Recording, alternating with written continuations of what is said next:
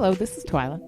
And this is Natalie. And this is Twyla and Natalie. That's right, where we are here to chat with you about the joys and the pitfalls of being a grown woman. I like that. Yeah, we're going to have a good time doing it today. I feel like we are going to have a very good we time are on today. fire. Okay, well, listen, one of us isn't, but one of us is. And thank That's heavens because for one that. of us might have had a new cocktail last night that she's never had before. Yeah, somebody went to the dark side.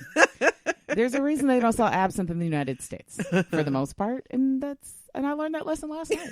Which is so funny to me because since I've known you, between the two of us, you know, I've been more the one to indulge in the libations. Yeah, I usually have like an annual drink. You're like, no. Like once a year, I have like an annual drink. So I'm getting great joy and a lot of laughs out of the new Twyla who's discovered the alcohol. Yeah, I had like 4 annual drinks last night.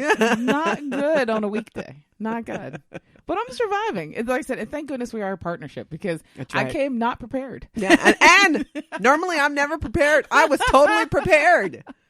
So I think that means that the honor today goes to you. You get to ask the question today. Oh, all right. Well, our question today, and we like to ask a question every week, chat about it, and see what we think about it. And this week, the question is, how do you break up with a friend? Oh, I feel like that's pretty easy. Just tell them I got to stop drinking with you guys. You know, if you think about it, we're, women in our 40s. Yeah. We have new friends. You know, we've had friends we've had for many years. And there are situations that come up where you need to, end that friendship for one reason or another. Yeah. And I think it's an interesting point because I've seen people just not do it and just keep pretending and going along with the motions, even though for whatever reason they don't like that person. I feel attacked. Yeah. I feel like you're trying to tell me something. Well, no. I've had to do it. I mean, I was, if I think about it, I think in my adult life, or at least, let's just say in my 40s, because that's about as far back as I can remember. Well, there you go. I've probably done it maybe 3 times. Okay. Have you ever broken up with a friend as an adult? Yes, but I will tell you right now, I'm in all the other areas of my life, I am very good about trying to make sure things are handled a certain way. Yeah, sure. That people have understanding and closure and things like that. I am really, really bad about severing friendships. Because you don't want to, or because it, To be honest, it takes a lot for you to get to be my friend. Yeah. I can still honestly count my friends on fingers and toes. Sure. I don't have many friends. Yeah. So if something happens and you're out, I'll be honest. I'm like the mafia. You're dead to me. Yeah. You really No, are. I It's believe it. I'm not a let's I remember having a friend and we had a falling out and it was a lot of one side being like, we should discuss this. We should talk about it. And on my side it was nope. crickets. Yeah. Crickets. And the thing is, and it's not a good healthy habit to have. It's something I'm working on trying to be better about. But Sure. when I'm kind of, when I'm done, I'm done. Yeah. And I don't wish you any ill will. And I don't, it's not problematic. I'm not over here sticking little dolls and, pins in a voodoo doll or anything. But when I'm done and if you've done something that's crossed the line with me and I'm done, then I'm absolutely done.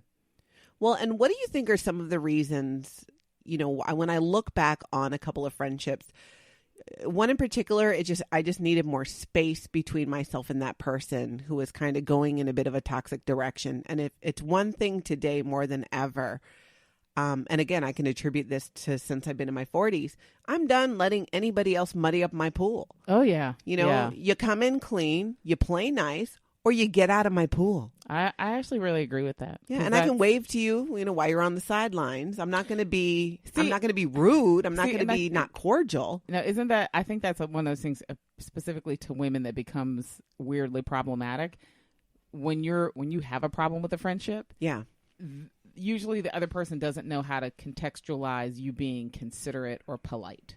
They absorb it as being passive aggressive or that it means more than it means. Oh, sure. So you mean they don't know what to think about. So say you had a falling let's give an example. Say I hit your car. Yeah. And I take no responsibility for it. Mm-hmm. Now, I'm not saying that's necessarily a friendship ender, but let's say for you, it was really crossing a boundary. Right. So you're saying you're still going to be nice and cordial. I'll be polite. You'll be polite. Right, but I'm not like You're not going to call me up to go to dinner or something. There's a Big Sean song. I'm not going to say it because it's a dirty title. But it paraphrases that I don't blank with you. Oh, so, I love that song. Yeah, I mean, that's... I don't... Yeah. You little... you. Yeah, that's usually what's playing in my head when I'm done. But so, like, if I might see you out in public somewhere, and it'll be like, oh, hi, hello, how you doing? Good. All right. Have a good day. And I'd keep, I'll just keep it. I'll keep it moving. So what if they reach out to you and, hey, Twyla, why don't we get together for coffee? Nope. You just say no. Yeah. I'll say, no, that's all right. Yeah. No. I may even say thank you because I was Southern. So you don't totally ghost them. Like you don't just stop answering. Okay. I have ghosted people. I won't lie. I won't lie. Well, here's the definition. Sometimes there are friends you break up with because you had a situation, like there was an event that created like animosity, it created problems, and for whatever reason, everybody just went to neutral corners and nobody talked again. Yeah. Those are horrible and they happen, but that's life. Mm-hmm. There are also like the kind of friends that you have to break up with them because they're just they're an energy drain. Sure. Like their life is always terrible. They can't ever see the sun. They can't ever feel, the warmth of the world. Like it's like they're like they're the kind of people that they don't just see a cup as half, like you see the cup as half full or half empty. They're not just half empty. It's half empty with a crack in it and the water seeping out onto the counter. I see the cup as refillable. Yeah, see, but that's why we're friends. But I mean, those kind of people that there's no happiness to be had. So then, they want the drama of the conflict of the friendship that should be ending for and one they just reason or want another. drama in general. Like when you were their friend, it was always, you're talking to them, but it's always about them and how horrible their life is. It's always about how they can't get a break or why doesn't something go their way. And it's like, there's only so much cheerleading I can do for you if you don't want to be captain of your own life. That's right. Because you get to the point, I think, and we all want to be there for our friends and people we care about, and we are, and where you can only give so much advice before, like you said, somebody else, before they actually take charge and do something about it. And I've seen this happen, and I think it's that, I like to call it the dating period in a friendship. When you meet a new friend and you date each other, so you go out for coffee, you go out for happy hour. So you're like Cynthia on Real Housewives. Like there's a dating period, and then when she decides that y'all need to be real friends, she has a dating contract. Oh, really? Have you never seen this? No. Oh my gosh, I'm gonna find the episode. She actually presents like a contract that says we're going to be friends, and it tells you all of the things that friends do in her friendship, and then you sign it. Oh my gosh. And I laughed hilariously because I thought it was the dumbest thing I'd ever seen in my life. But now it's kind of making sense to you. No, it still doesn't make sense to me. If you want to be my friend, just be my friend. Like, I won't say that because then people will start thinking that's okay. You can't just be my friend. No, well, and there are different, friendship is a spectrum. We know that, many people you can have acquaintances, then you have your actual really true close friends and, your squad and the people who you would share more with. Okay, so in terms of a spectrum, are you saying like is there like an object that represents this spectrum somehow? An object like a rainbow? Like mine is like represented by a dot. A dot, because you're in or you're out, and it's a small dot, so it's pretty much you're probably not in. Well, and I differ that way in that you're in or you're out of my truly close friends, of which there are very few, like with you. But I don't think that's uncommon. I think then there's a larger group I have of friends, people I see at things, and we'll hang out in groups. So they're not friends, they're acquaintances. They're acquaintances, but I think I would call them friends. They're like work friends. They are. Don't you? Come on, don't lie. You have work friends. You have people that you only talk to when you're at work. Yeah, that's true. I'll be honest. It took us a while to not be just work friends. Yeah. We probably had a good year where I only talked to you on Saturday. And then the rest of the week I didn't You're the harder egg to crack. I am a hard egg to crack. Easier, I think the more easy. So you're walking around like, yeah, we're friends. And I was like, yeah, she's aight. Yeah. You're all Natalie who? Oh, that girl. Yeah. So I mean, I will fully admit, there are people that I fully classify as, they're acquaintances. When again, there's nothing wrong with that. And I really think this is the issue here more when you talk about friends or breaking up with friends. It's about maintaining your boundaries. Yeah. And for some friends, we have some boundaries. For others, we have more boundaries. There might be less boundaries. If someone really, really close to you who's in that inner circle, you might make more allowances for them. We've talked about this too. When you talk about when people are late. Yeah. Life happens. And that's what, like, in my head, I've always, use that adage that friends are the family you choose. Yeah. So when you are my friend, when you make it to friend territory, you really and truly are, like, you get a certain extended set of sort of rights and understandings. Like, Sure. I've always told my friends never have to apologize for being late or not showing up to something or having to, bail on plans or, life happens. And if life happens and I'm your friend, if I don't understand that, what kind of friend am I? So I always tell my friends, don't apologize. Don't, I don't ever want to get a phone call. It's like, I'm so sorry I couldn't make lunch, or I'm so sorry I missed your party. I'm so sorry. Don't do that. That's just life. Life happens. I will never be the person who's just like, I can't believe she showed up 20 minutes late to my thing.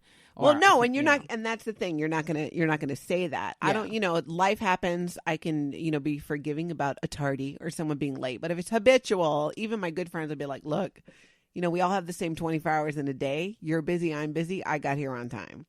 Not the first time they're late. Yeah. There are those friends who are habitually late. Well, the habitual people, I just, tell them it starts 20 minutes earlier. And then they show up on time and everybody wins. So. That's right. That works well. But when we talk about crossing actual boundaries, and now that I think about it, I probably only one time in my adult life, in my 40s, because that's when I think my adult life started, where I've actually blatantly told someone, we are done as friends. Okay. I am done with you. Mm-hmm. I've only done that one time. Another time when I had to end a friendship, I did more ghosting, just like, knowing that I can't have this person in my inside life because they were being kind of toxic. Mm-hmm. They were crossing too many boundaries. And I was thinking, well, what are my main boundaries when it comes to a friendship? And a really big one for me is how you treat other people. Because when you're close, it's like a sibling. You say things to each other that are just horrific sometimes. Yeah. But you're siblings and you get over it. And you can have that happen with friends. And then you talk it through, you get into a fight and whatever. But I had a situation with one woman where it was how she was treating people I was introducing her to, how she was misrepresenting our friendship or using our friendship for her own personal gain in other circles. Mm-hmm. And that was crossing boundaries because she then hurt those people. Yeah, see, I think that was that was a phenomenon for you and I that kind of came around at the same time. Yeah. That we've said before, we used to do a radio show together. That's and right. By no means were we like celebrities. No, we're super, super famous celebrities. Yeah, like it was... Speak for yourself, Twyla, because on the street I live on, half of that block thinks I'm amazing.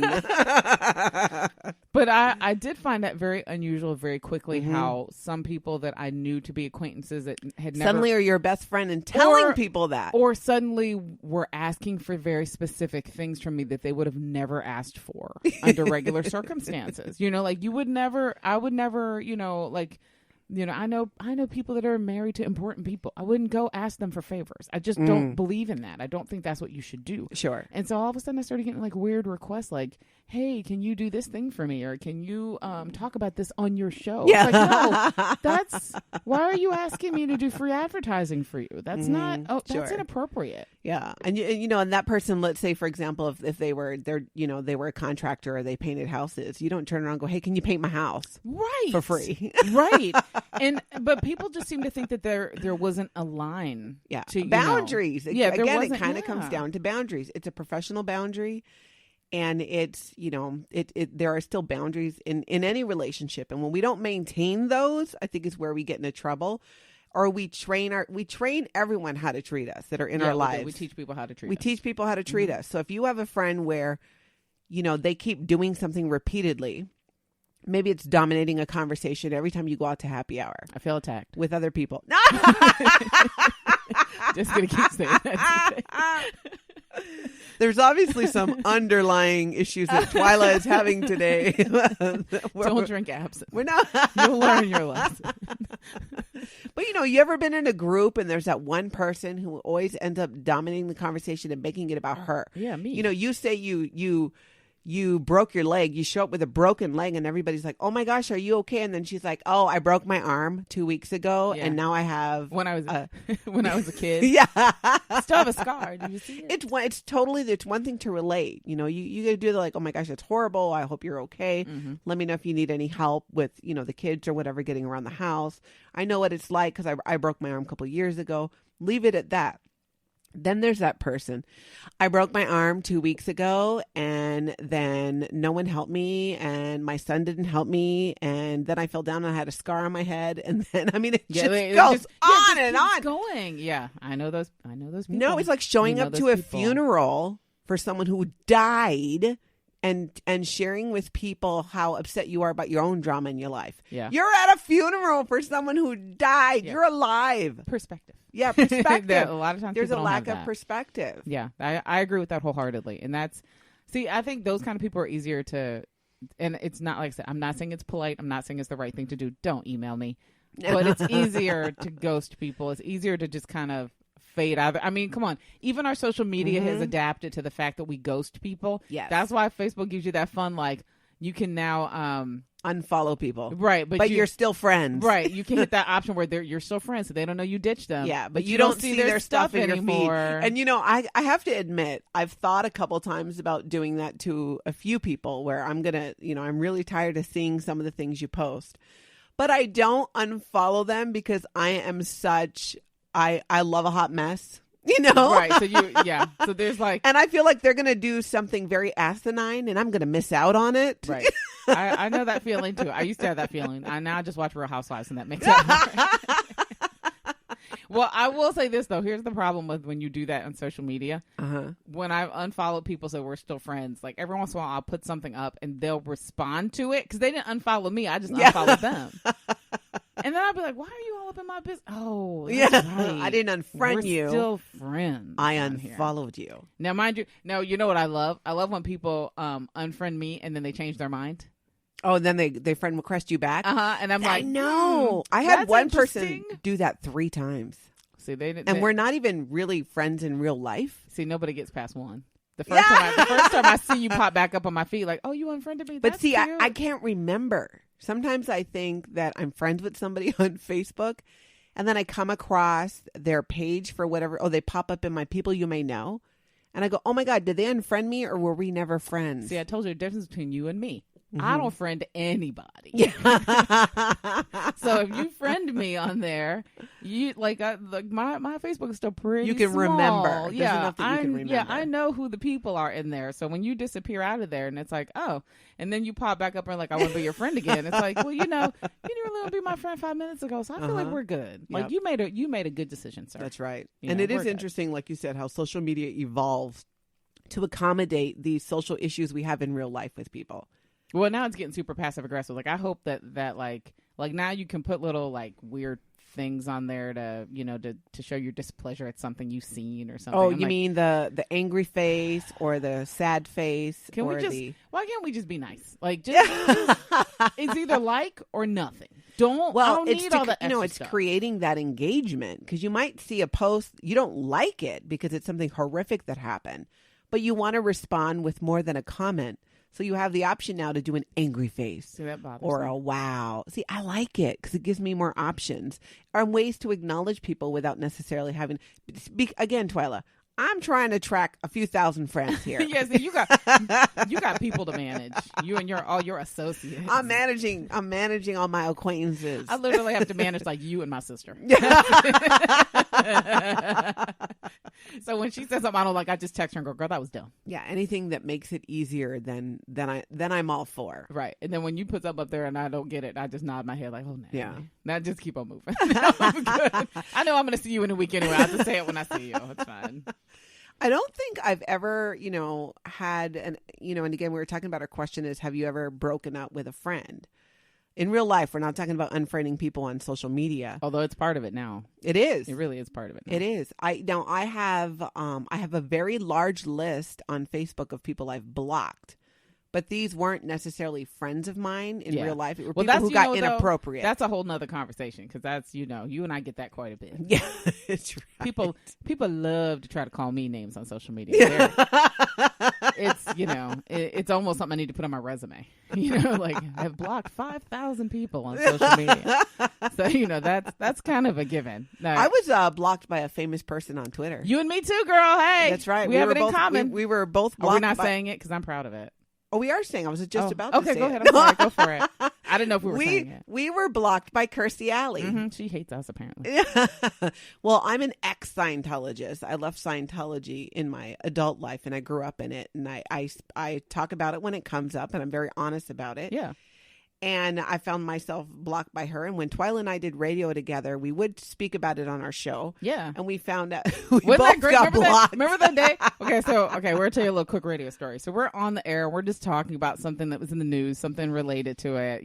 Not even like full tilt, but something on the periphery. Mm-hmm. And so she had put a tweet or something out. Kirstie Alley was talking about something. Sure. And so I grabbed my phone and I'm like, okay, well, I'll go look it up because we should have the exact quote if we're going to quote it. Exactly. And I go to open the page and it says, you have been blocked by her and you can no longer see her tweets. And I was like, what? Wait. And then, like the true idiot that I am, instead of getting like, what did we do? I immediately went, girl, we made it. Yeah. We've been blocked by a celebrity. We are officially TMZ. This is awesome. And it's still a badge of pride. I even took a picture of it on my phone so that every once in a while I can put it up on social media and go, just want to remind y'all. Throwback Thursday to that time I was blocked by Kirstie Alley. Proud of it. Hashtag blessed. So I'm not. So I feel like blogging people is like a whole other sort of dimension. That's right. That's a weird, whole nother show. Yeah, like friendship and things. Now I do have a very specific question for you. Okay. What happens when you need to break up with a friend, but that friend is half of a couple that you and your husband or you and your man socialize with? Oh, well, or you and your lady friend. I mean, listen, don't call me by pronouns. You and your partner. All of it. Okay, so I need to break up with a friend. So let's say it's a girlfriend of mine that I need to break up with her, but my man is good friends with her husband or her partner. Like you guys were couple friends. Sure. But you're done with her. What happens now? What happens I now? think, I have not been in that scenario that I can recall, but I can tell you what I would do is I would have a conversation with my partner and be very honest about it and see what his thoughts were. Because he might, if he's smart, which my man is, yes, he would just go, well, fine, then they're both dead to us. There's no way to hang out when you have a couple friend.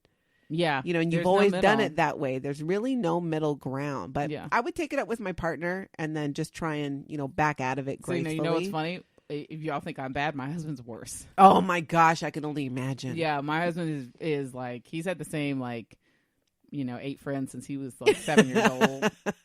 He has never tried to bring anybody new into the circle. So it's not even a thing. He probably just will point blank tell you, no, we're done. You're not hanging out with them. He's worse. He'll say, well, I'm done with him. You do what you want. He's very good. He's very quick to, we've had a few couples that we used to hang out with or people that we were trying to spend time with them. And, sure. And my husband just decided not my type of hype. And he would, the thing is he's very honest. Yeah. And he's not rude about it. He was just like, nope, that's not for me. And and we'll talk about it, in a little bit. And I'll be like, but what about? And he'll be like, listen, I didn't say you can hang with her. Well, think about it. Socialize with her. I'm just not doing it with him anymore. Yeah. And think about it. He has very limited time.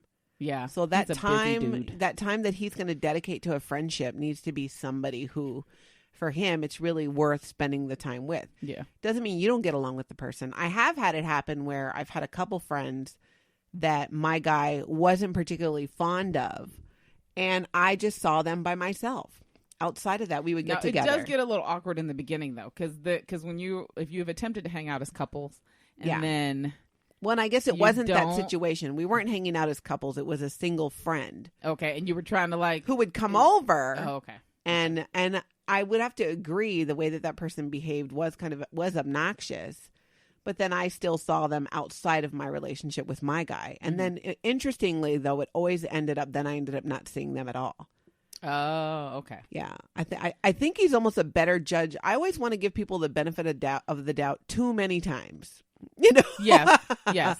Oh, they were having a bad day. I really need to learn to follow that Maya Angelou quote. When somebody shows you who they are, believe them the first time. Yeah, I always say the very first time, because you're not going to be wrong. See, and I always sort of gauge that because I feel like I have a pretty good radar on people, but I do try to give people the opportunity. I always believe that people have the potential for growth and change. Yeah. My husband just believes that you know, he just doesn't have time for that. Yeah. Bad apples are bad apples, and I got stuff to do. So, you know, he's very like, nope, that ain't it. Nope, that's not for me. Nope, that person's not for me. And, you know, and he's very good about not sort of, he doesn't try to interject when I'm forming friendships. So he doesn't come and say, you know, I don't think that person is that person. Oh, sure. Yeah. But if I were to come to him and say, I have a question about this, he will give his opinion, but only if it's solicited. Yeah, that's nice. Now, I can't do the same. If I go to him and be like, okay, let's talk about your man over there. Yeah. Like, you know, he'll be like, you can mind your business now. Like, he's, you know, like he's not soliciting for my opinion. He feels like he's good enough as it is. That works though. You know, that works well. Now, what about, let me ask you a question, Twyla. Okay. What if you have a very good friend and you're bringing a new friend into the fold and your very good friend doesn't like that person? Oh, yeah, I've done that. We've been there. We've been there, done that. Because, you know, again, the schedules being what they are, it's very common I know I try to see a few people at one time. You know, if I can, we go for a happy hour because I want to see 2-3 of my good friends that if I had to see them individually, it would never happen or it would take a long time. So you get together. So let's say you make a new friend, you bring that friend in, and the other friend is just not feeling it. Yeah. For whatever reason, it could be jealousy. It could be out of fear that person's going to take you away. It could be just straight up personality. Oil and water. Yep. So what do you do? I'll be perfectly honest. I've only had that really happen to me maybe once or twice because I got smart really early on. It took a long time for me to realize that all of my friends don't have to be friends with each other. Yes, exactly. And so even right now, I have sort of separate friend groups. I have like this one group of friends that we all came up with our babies together. And so like, they're like my mom friends. Oh, yeah.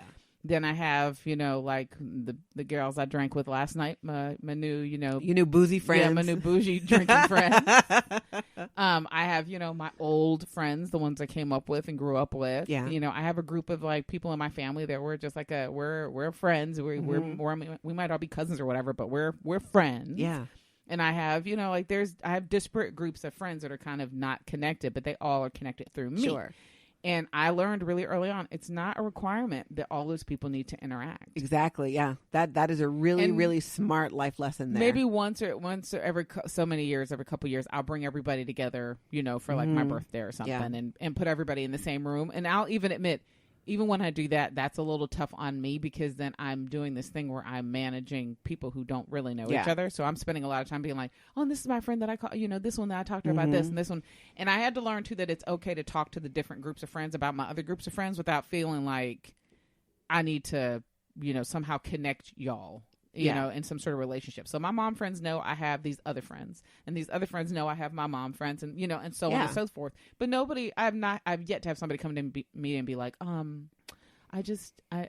feel left out. Like I feel left out that I wasn't invited to your mom friends get together. You know, or like, do you not like? Are we not real friends because you didn't include me on that? And to me, that is not a friend. That's not a friend for me. That's crossing a boundary. See, no, but to me, that's something that would routinely happen when I was in my 20s. Yeah. Well, and that's the whole thing. It's like we've grown up now. We're in our 40s. We know. You know, my friends and we have the same thing. Like you said, different groups. I don't care if I wasn't invited or included to something. You know, usually I have 10 other things going on anyways. I'm trying to manage. Busy. Yeah, I'm busy, but I'm also really good at carving out my me time. That's true. You know? I just say no to everything. People usually know if they ask me, Twyla's not going to that. Don't worry. Well, and I think that comes out of an insecurity that, well, you didn't invite me. Well, I thought we were better friends than that because I wasn't included in. See, and that drives me. That's an insecurity. That is on somebody else. And that is, I think, I'm very secure in my friendships with the people I know to be my friends. Even ones that are maybe outside my immediate circle, still friends, but not someone I have over to my house often. Yeah, I mean, I have friends that have never seen the inside of my house. Yeah, no, I believe that. Yeah, nobody sees the inside of my house. But I do have, and the thing is, I think there were points at which I felt bad about that. Like, well, why haven't I had you over socially? I'm like, because I don't really entertain in my house. Yeah, and that is I think that's not, and you know, I was born and raised in Hawaii, and been living in the Midwest for over 20 years. I think it's kind of a Midwest thing. It is because I grew up in the South, and in the South, still to this day, on Sundays, my mom gets up and gets dressed. My dad goes to church. The back door's open. People stop by all day. They drop in. My mom routinely gets off the phone with me during the week because so-and-so dropped by or so-and-so's coming up the walk. That's just what and when I go home to visit, I hang out in the kitchen 80% of the time because that's where everybody's going to be. Yeah. They're like, Twyla's home, so I hang out in the kitchen. People come by and say hey to me. There's that stereotype that's saying that in the Midwest, people are very friendly and they'll give you directions to anywhere except their house. That's so true. That is very, very true. You really got to get to the next level. I feel like the next level means you have to your kids have to get married. Yeah. Well, that's because you're so black and white about it. You're in or you're out. And for me, true. I see friendships as a spectrum of ones that are closer, ones that aren't. And one thing I work to do is to when it comes up and it's appropriate to let someone know what my boundaries are. If a situation, I don't hand them a contract like Cynthia from Real Housewives. But we should. But I'm thinking about it now. But when it comes up, I'll go, hey, just so you know, I don't do that.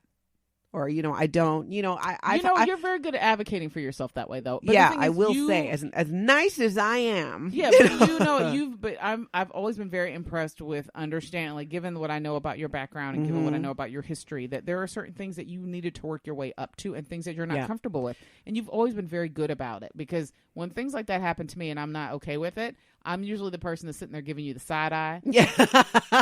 I am texting my sister you would not believe what this heifer is doing. I will talk about it with my confidant girls the next day. I might, if I have to check you, then I have to check you. I try to do that in private because nobody likes to get checked in public. Yeah, you don't want to get messy. Yeah, and then I move you down the list. Then it's you was about to be in friend territory. Nope, you just go on back. Get back in the bleachers. You're not on the field. So I'll admit you've always been very good about let me since we're starting something, let me establish some things with you. Yeah, and I usually just give you enough rope to hang yourself. I'm such a terrible friend sometimes. No, it's that, having grown up in a cult like I did, I spent most of my life being very controlled. Mm-hmm. And when I got that control back, I was never going to give it up again. Yeah. And I had a situation where I had a friend upset because I wasn't upset with someone she was upset at. Or I was still having a relationship with them and I was still having a conversation with them. And I had to tell her, and I was very honest. I said, I spent most of my life being told who I can and can't talk to, being in this cult, and you're not going to tell me who I can and can't talk to today. Again, I feel attacked. I totally do that. What did you do? I still get, I will admit, I might not say anything about it, but I get mad when people that know me really well or we're in a situation. I get mad if the other person doesn't acknowledge that I might have a point here. If I'm mad at so and so and it's legit, it's not just me being petty or stupid. Yeah. And then you're like, well, I understand why you're mad, but then the next day you are kicking it, then I'm gonna have feelings about that. Yeah. I think that's human nature. But would you grab that friend and go, hey, we can't be friends? Or you're stabbing me in the back by continuing to be friends with this person? No. But I'm gonna talk about you like a dog. Yeah.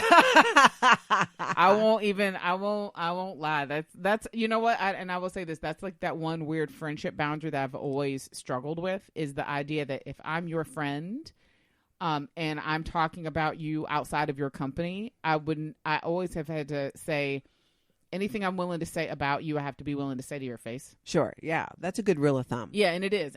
But holding yourself accountable to that is hard. Yeah. So, Oh yeah. I've had to fess up on some things and be like, you know what? I got to be honest. I said this, that, and sometimes I do it in a very self-deprecating way, or, a joking way. The next time we're all together. My Tourette's kicked in. Well, no, I'm notorious for somebody, they'll be talking about the situation. I'll go, yeah, girl, I talked about you like a dog. Yeah.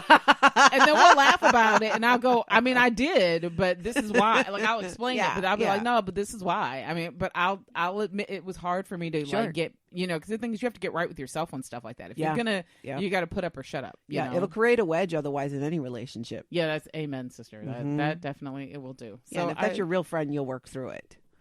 See, I don't have no friends. Yeah, and this is why you have no friends. No, maybe your problem, Twyla, isn't how do you break up with a friend. It's how do you stop people from breaking up with you. You know what though? But that's probably the best last question to end on. Has that happened to you? Not that I'm aware of. I may have been ghosted, but not really. And I have been broken up with.